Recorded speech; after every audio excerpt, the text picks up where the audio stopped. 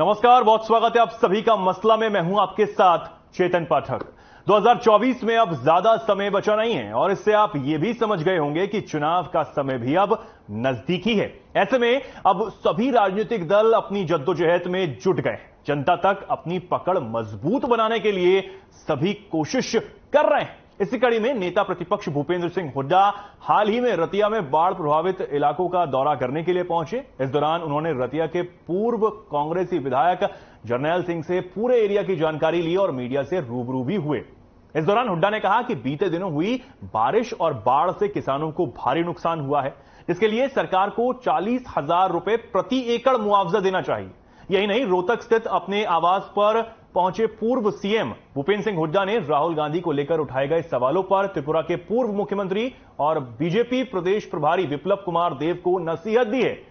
उन्होंने कहा कि विप्लव कुमार देव नॉर्थ ईस्ट स्टेट को देखें, वहां क्या हो रहा है। मणिपुर में हुई घटना से देश शर्मसार है। हरियाणा के बारे में सोचने से पहले उसे संभाले। वहीं विप्लव कुमार देव ने भी कांग्रेस को आड़े हाथों लिया और पूर्व सीएम भूपेंद्र सिंह हुड्डा पर वो जमकर बरसे।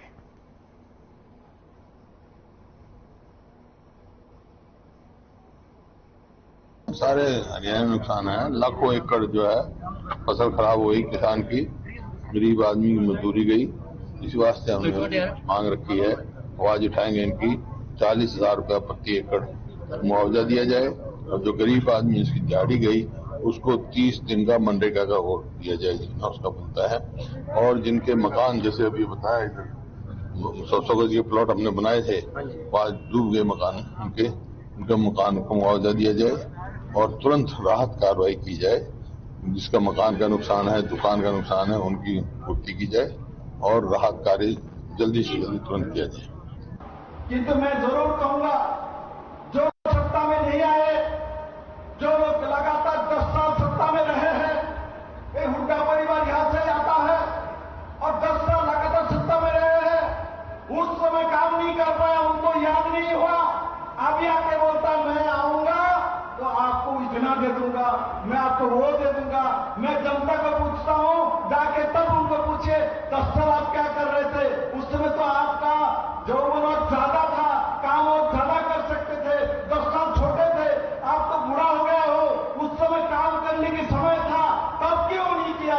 आप कहां से आए हो? भावताबाजी करने का आया है, लोगों को बेवकूफ बनाने के लिए आया है। कांग्रेस पूरे देश में सभी समय जनता को बेवकूफ और भावुक बना के राजनीति किया है। नरेंद्र भाई मोदी भारतीय जनता पार्टी ये नहीं करता। मेरे मित्रों, हम भावुक बनाते हैं लोग, हम बोलते हैं राम मंदिर बनाएंगे, भावुक होकर बोलते हैं, किंतु हम करके भी दिखाते हैं। हमने राम मंदिर बनाना शुरू भी कर दिया। 24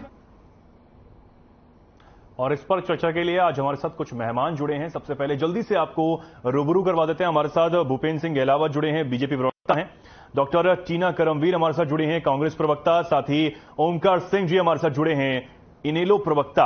आप तीनों मेहमानों का बहुत स्वागत है। सबसे पहले मैं भूपेंद्र जी आपके पास आऊंगा। गहलावत साहब, मैं ये पूछना चाहूंगा कि कितनी तैयारी यहां पर चल रही है, क्या कुछ कहा जा रहा है? और आपने देखा कि पूर्व मुख्यमंत्री किस तरीके से दौरे कर रहे हैं, लोगों से उनका हालचाल जान रहे हैं। हालांकि आपके प्रदेश प्रभारी ने भी उन पर जमकर हमला बोला है, क्या कुछ कहेंगे? देखिए चेतन जी, मैं तो ये कहना चाहूंगा, हमारी पार्टी पूरी तरह से इलेक्शन के लिए भी और सभी कार्यों के लिए भी हमेशा तैयार रहती है।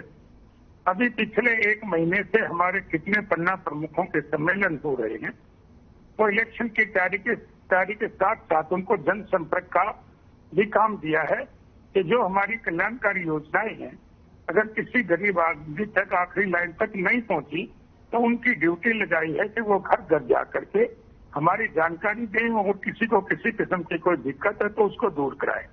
देखिए, हमारी सरकार ने जितनी भी कल्याणकारी योजनाएं लागू की हैं, आज पूरे देश और प्रदेश भारतीय जनता पार्टी की तरफ देख रहा है और भारतीय जनता पार्टी की तरफ आकर्षित होकर हरियाणा प्रदेश की और देश की जनता भारतीय जनता पार्टी के संपर्क में आ रही है।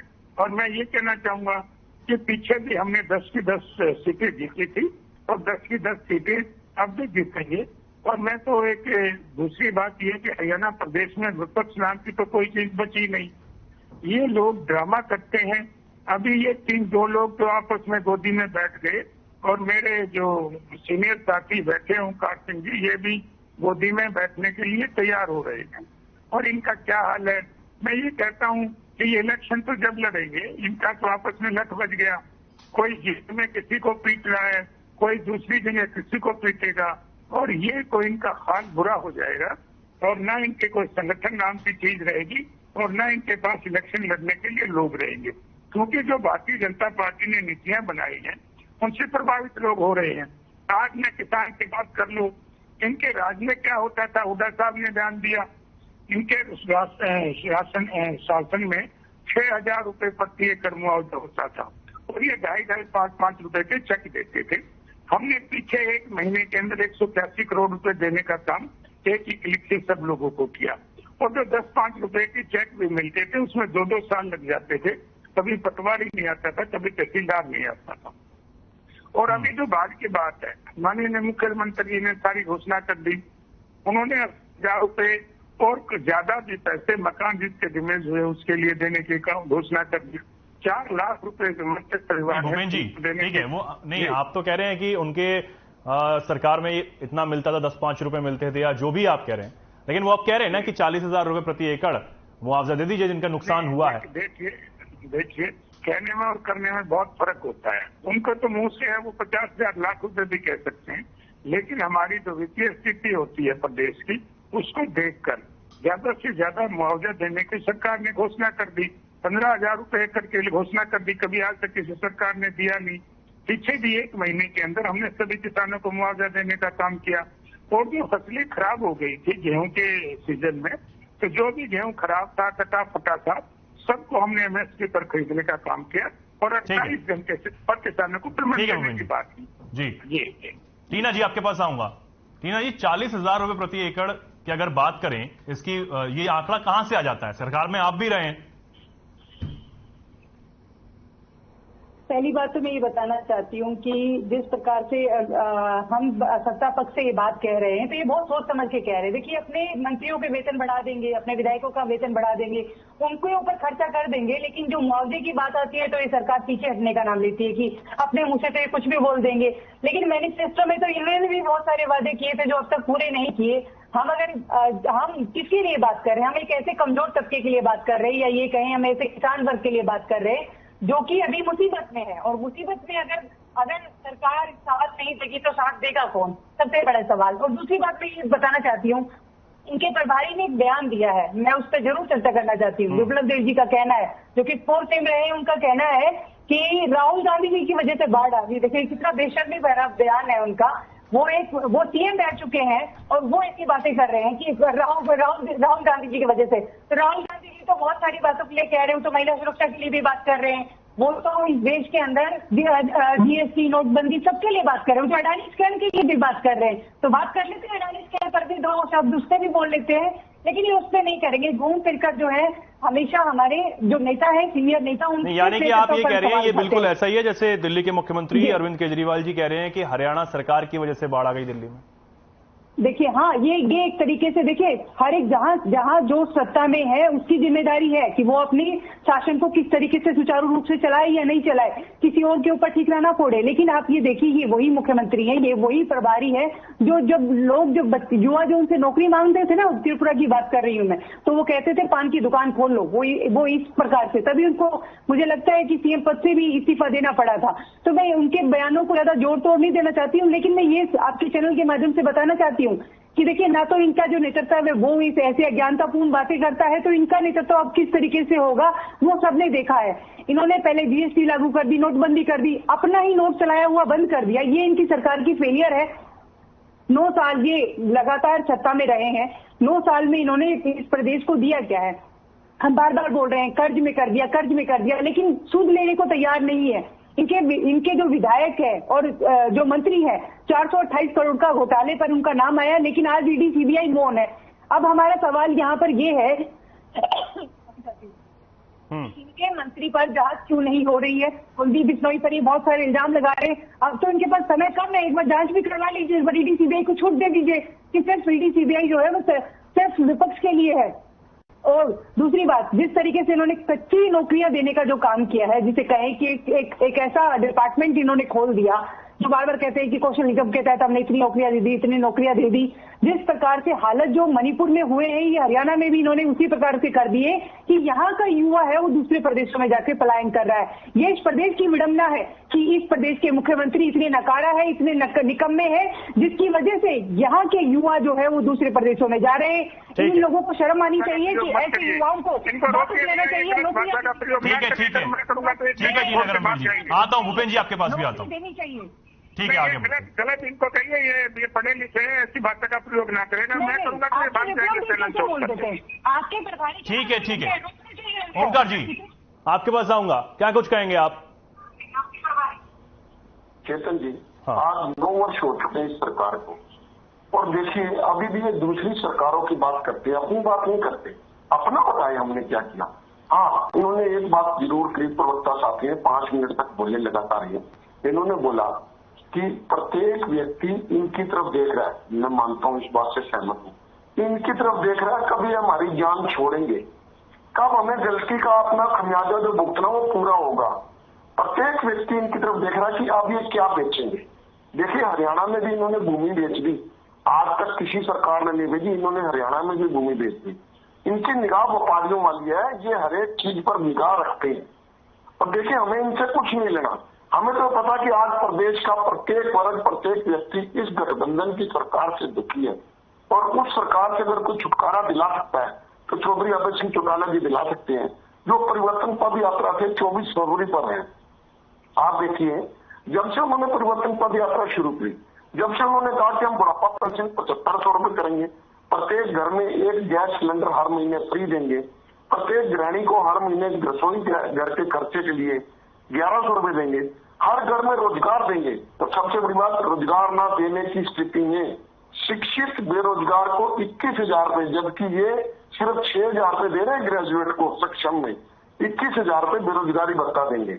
इसके अलावा ओपीएस पेंशन हम पहले दिन से लागू कर देंगे, और परिवार पहचान पत्र जो परमानेंट पहचान पत्र बन चुका है उसको रद्द करेंगे, प्रॉपर्टी आईडी व्यवस्था को दुरुस्त करेंगे, उसका तहसील से कोई ताल्लुकात नहीं है।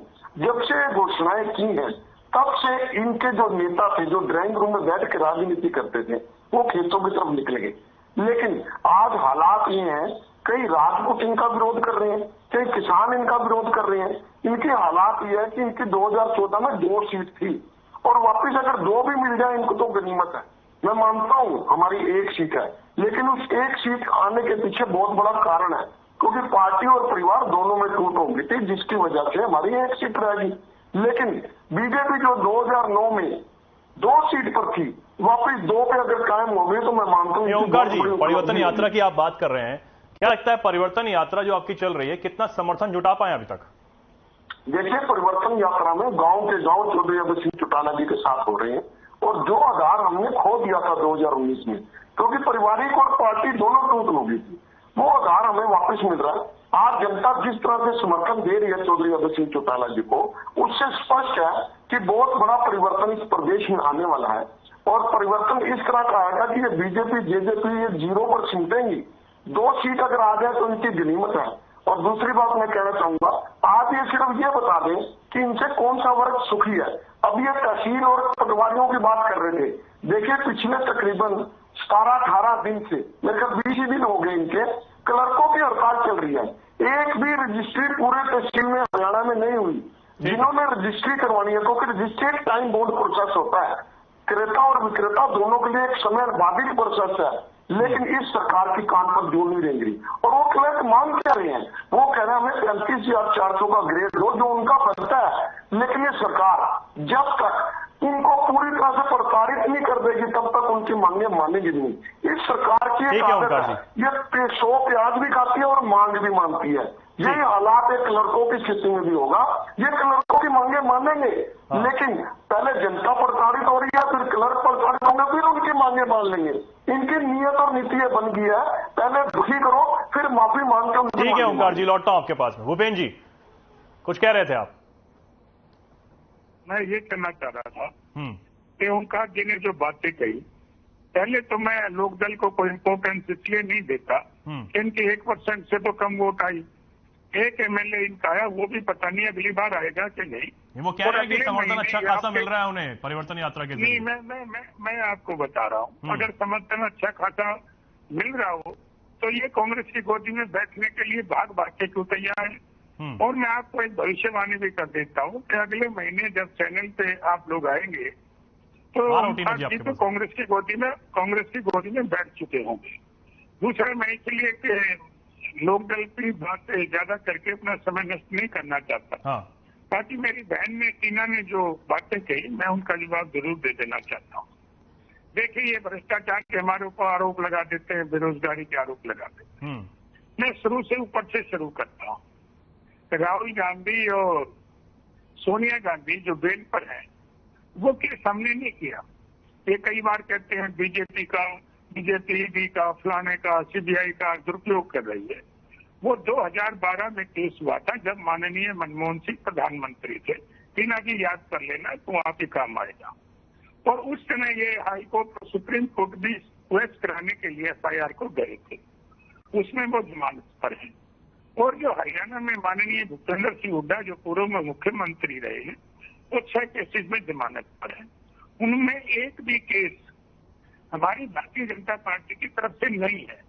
जिन लोगों की जमीन हड़पने का काम इन लोगों ने किया था और इन्होंने झूठे नोटिस देके अपने आदमियों के नाम एग्रीमेंट करा दिया और फिर उन नोटिस को वापस ले लिया, वो किसान कोर्ट में गए हुए।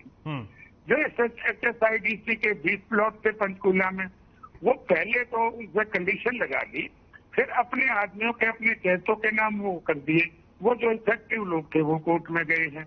अभी नया जो केस चल रहा है, 13 भर्तियां तो इनकी कैंसिल हो गई। अभी 14वीं भर्ती में जो केस चल रहा है, करनाल का बच्चा जो सबसे टॉपर था इंस्पेक्टर भर्ती में, उसको छोड़कर अपने रिश्तेदारों को भर्ती कर लिया।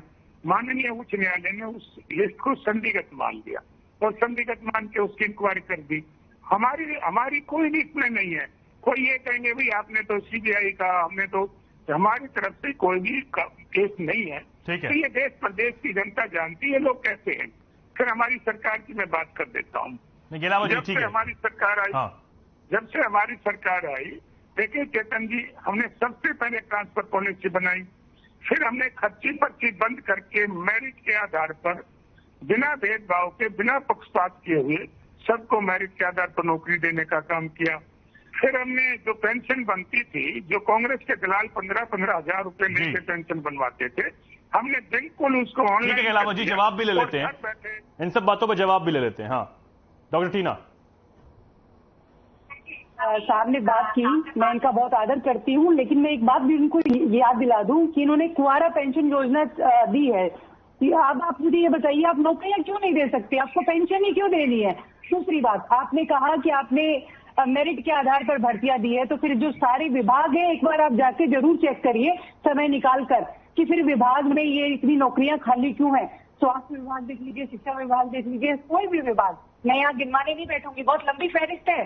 जो आप झूठ बोल रहे हैं वो मैं आपको चर्चा कर देती हूँ कि लगातार चैनल पर झूठ बोलना भी अपराध है, ये भी अपने आप में, क्योंकि सरकार, आपने जो वादे किए थे, आपने कहा था 2022 तक किसानों की आय दुगनी कर देंगे, वो नहीं पूरा कर पाए।